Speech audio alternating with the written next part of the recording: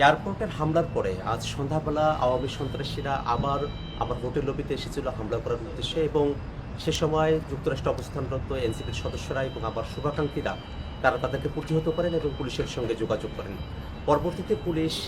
Investigation officer তিনি প্রিসেক্টে এসে মামলা দায়ের করার জন্য আমাদেরকে পরামর্শ দেন। তারই প্রেক্ষিতে আমি এয়ারপোর্টের খুব কাছের যে থানা পুলিশের রয়েছে সেখানে এসেছি এবং